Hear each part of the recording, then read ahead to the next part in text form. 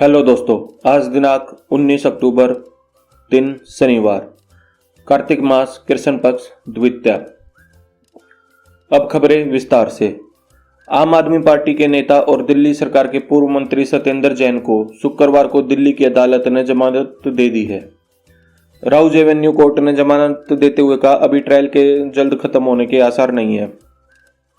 दोस्तों, अगर आपको हमारी वीडियो अच्छी लगती है तो प्लीज़ हमारे चैनल को सब्सक्राइब करें, जिससे कि हमारा मोटिवेशन बढ़ेगा और हम आपके लिए डेली की नई वीडियोस लेकर आते रहेंगे। अब चलते हम अपनी अगली खबर पर। उत्तर प्रदेश में 10 सीटों पर होने वाले उपचुनाव में समाजवादी पार्टी ने 6 कैंडिडेट्स के टिकट फाइनल कर दिए। कांग्रेस उपचुनाव में 5 सीटों पर कैंडिडेट्स उतारना चाहती थी, लेकिन उसे सिर्फ 2 सीटें खैर और गाजियाबाद सदर ही मिली। आतंकी के लिए भारत से दुश्मनी मोल ले रहा कनाडा। ट्रूडो के पिता भी इंदिरा से भिड़े थे। 42 साल से विलेन कैसे बना खालिस्तान। एक आतंकी की वजह से एक बार फिर भारत कनाडा के रिश्ते सबसे बुरे दौर में पहुंच गए हैं। 42 साल पहले शुरू हुआ कनाडा में खालिस्तानियों को सह देने का सिलसिला। अमेरिका सरकार ने दावा किया है कि न्यूयॉर्क में रह रहे सिख फॉर जस्टिस के आतंकी गुरपतवंत सिंह पन्नू की हत्या की साजिश में हरियाणा के रेवाड़ी का युवक भी शामिल है। एफबीआई ने युवक विकास यादव का मोस्ट वांटेड पोस्टर जारी किया है। इसमें विकास की 3 फोटो हैं। इनमें से एक फोटो में वह सेना की वर्दी में भी है।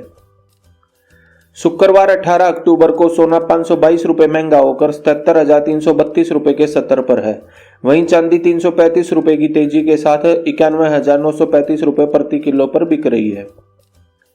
राष्ट्रवादी कांग्रेस पार्टी के नेता और पूर्व मंत्री बाबा सिद्दीकी की हत्या मामले में मुंबई पुलिस की क्राइम ब्रांच सेल ने 5 आरोपियों को पनवेल इलाके से गिरफ्तार किया। इन पर हत्या की साजिश में शामिल होने का आरोप है। सुप्रीम कोर्ट ने 2 लड़कियों को बंधक बनाने के मामले में सदगुरु जग्गी वासुदेव के ईसा फाउंडेशन के खिलाफ केस बंद कर दिया।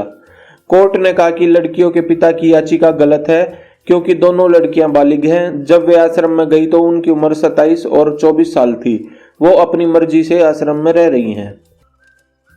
झारखंड विधानसभा चुनाव के लिए एनडीए के बीच सीट शेयरिंग की घोषणा हो गई है। झारखंड में एनडीए के अंदर बीजेपी 68, आजसू 10, जेडीयू 2 और लोजपा रामविलास 1 सीट पर चुनाव लड़ेगी। बाल विवाह को लेकर सुप्रीम कोर्ट ने शुक्रवार 18 अक्टूबर को फैसला सुनाया। सीजेआई डीवीआई चंद्रचूड़, जस्टिस जेबी पारदीवाला और जस्टिस मनोज मिश्रा की बेंच ने कहा, बाल विवाह रोकने के लिए हमें अवेयरनेस की जरूरत है, सिर्फ सजा के प्रावधान से कुछ नहीं होगा। ईडी के 12 अधिकारियों की एक टीम ने शुक्रवार को कर्नाटक के मुख्यमंत्री सिद्धारमैया के खिलाफ मनी लॉन्ड्रिंग मामले में मैसूरू अर्बन डेवलपमेंट अथॉरिटी मुद्दा के ऑफिस में छापेमारी की। ईडी ने मुद्दा कमिश्नर रघुनंदन और स्पेशल लैंड एग्जीक्यूशन के ऑफिस की भी तलाशी ली। बाबा सिद्दीकी के मर्डर के 6 दिन बाद एक्टर सलमान खान को जान से मारने की धमकी मिली है। यह धमकी मुंबई ट्रैफिक कंट्रोल रूम को व्हाट्सएप मैसेज के जरिए भेजी गई है। धमकाने वाले ने खुद को लॉरेंस गैंग का मेंबर बताया है। जम्मू कश्मीर के राज्य के दर्जे की बहाली के लिए मुख्यमंत्री उमर अब्दुल्ला की कैबिनेट ने प्रस्ताव पास कर दिया है। गुरुवार को हुई कैबिनेट मीटिंग में यह फैसला लिया गया। उमर 2 दिन में दिल्ली में प्रधानमंत्री नरेंद्र मोदी से मुलाकात करेंगे और उन्हें प्रस्ताव का ड्राफ्ट सौंपेंगे। सुप्रीम कोर्ट ने शुक्रवार 18 अक्टूबर को पंजाब और हरियाणा हाई कोर्ट के उस आदेश पर रोक लगा दी, जिसमें गुरमीत राम रहीम के खिलाफ 2015 में पवित्र ग्रंथ श्री गुरु ग्रंथ साहिब की बेअदबी के मामलों में ट्रायल पर रोक लगाई गई थी। प्रधानमंत्री नरेंद्र मोदी 22 और 23 अक्टूबर को होने वाली ब्रिक्स समिट में शामिल होने के लिए रूस जाएंगे। विदेश मंत्रालय ने शुक्रवार को इसकी जानकारी दी है। रूस इस साल 16वीं ब्रिक्स समिट की अध्यक्षता कर रहा है। पाकिस्तान के पंजाब में छात्रों के विरोध प्रदर्शन के बीच सभी स्कूल कॉलेज को बंद करने का आदेश दिया गया है। पंजाब कॉलेज फॉर वीमेन के कैंपस में एक छात्रा से रेप के आरोप के बाद पाकिस्तान में छात्र आंदोलन भड़का है। पंजाब पाकिस्तान का सबसे ज्यादा आबादी वाला क्षेत्र है। अमेरिका ने भारतीय नागरिक विकास यादव पर खालिस्तानी गुरपतवंत सिंह पन्नू की हत्या की साजिश के आरोप तय कर दिए हैं। विकास पर हत्या की साजिश रचने के अलावा मनी लॉन्ड्रिंग के आरोप भी लगाए गए हैं। अमेरिका की खुफिया एजेंसी FBI का कहना है कि विकास भारत की इंटेलिजेंस एजेंसी रॉ से जुड़े हुए हैं। पाकिस्तान के पूर्व प्रधानमंत्री नवाज शरीफ ने कहा कि एस जयशंकर का पाकिस्तान दौरा एक शुरुआत है। यहां से भारत और पाकिस्तान को अपने इतिहास को पीछे छोड़कर आगे बढ़ना चाहिए। न्यूज एजेंसी के मुताबिक शरीफ गुरुवार को SCO की बैठक में पाकिस्तान गए भारतीय पत्रकारों से बात कर रहे थे। सेंसेक्स 18 अक्टूबर को दिन के निचले स्तर 80,409 से 815 अंक संभला। दिन भर के कारोबार के बाद यह 218 अंक की तेजी के साथ 81,224 के स्तर पर बंद हुआ। निफ्टी भी दिन के निचले स्तर 24,567 से 287 अंक संभला। निफ्टी में भी 104 अंक की तेजी रही। यह 24,854 के स्तर पर बंद हुआ। जुलाई सितंबर तिमाही नतीजे के बाद IT कंपनी इन्फोसिस के शेयर शुक्रवार 18 अक्टूबर को 4% गिरकर 1880 रुपए पर कारोबार कर रहे हैं।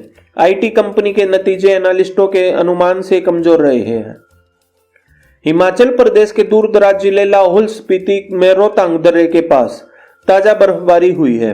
बर्फबारी देखकर रोहतांग घूमने आए पर्यटकों के चेहरे खिल उठे हैं और उन्होंने खुशी के साथ बर्फबारी का लुत्फ उठाया। दिल्ली मेट्रो प्रदूषण और ट्रैफिक जाम से निपटने के लिए अपने फेरों की संख्या बढ़ाने जा रही है। ग्रेप 2 के प्रतिबंध लागू होने पर मेट्रो प्रतिदिन 40 अतिरिक्त फेरे लगाएगी और ग्रेप 3 के प्रतिबंध लागू होने पर 20 अतिरिक्त फेरे बढ़ाए जाएंगे। त्योहारों के समय सड़कों पर बढ़ने वाले दबाव को कम करने के लिए भी यह कदम उठाया जा रहा है। बहराइच में हुई हिंसा और हत्या के मामले में गिरफ्तार 5 आरोपियों को शुक्रवार सुबह कड़ी सुरक्षा के बीच CJM आवास पर लाया गया। सभी आरोपियों को 17 दिनों की न्यायिक हिरासत में भेज दिया गया। इस पूरे प्रकरण में 13 मुकदमों के तहत अब तक 61 लोगों को गिरफ्तार किया जा चुका है। CJM प्रतिभा चौधरी ने सभी को न्यायिक हिरासत में जिला कारागार में भेज दिया है। हरियाणा के मुख्यमंत्री के रूप में शपथ लेने के बाद नायब सिंह सैनी ने अपना कार्यभार संभाल लिया है। उन्होंने अपनी पहली कैबिनेट बैठक में कई अहम फैसले लिए हैं, जिसमें क्रोनिक किडनी रोगियों के लिए निःशुल्क डायलिसिस, किसानों के लिए MSP पर धान और बाजरे की खरीद, युवाओं के लिए रोजगार के अवसरों का सृजन करना शामिल है। महायोजना के लागू होने के बाद अफसरों ने अवैध प्लाटिंग को तोड़ने का काम चालू कर दिया है। अधिकारियों ने करीब 65 बीघा अवैध प्लाटिंग को तहस नहस कर दिया। लोग मौके पर पहुंचे, लेकिन पुलिस के मौजूद होने के कारण कोई विरोध की हिम्मत नहीं जुटा सका। न ही कोई मांगने के बाद भी नक्शा पास से संबंधित अभिलेख दिखा पाया। UPPSC की ओर से इस वैकेंसी के लिए ऑनलाइन आवेदन प्रक्रिया समाप्त करने के बाद करेक्शन की सुविधा दी जाएगी। यह विंडो 25 नवंबर 2024 तक एक्टिव रहेगी। इस दौरान कैंडिडेट्स को अपने एप्लीकेशन फॉर्म में करेक्शन करना होगा। इसके बाद अटैच्ड किए गए दस्तावेजों के साथ UPPSC आवेदन पत्र की हार्ड कॉपी जमा कराने की अंतिम तिथि 2 दिसंबर 2024 होगी। तो दोस्तों, आपको हमारी ये वीडियो कैसी लगी? अगर आपको हमारी ये वीडियो अच्छी लगी हो तो लाइक, शेयर, सब्सक्राइब करना ना भूलें। Thanks for watching.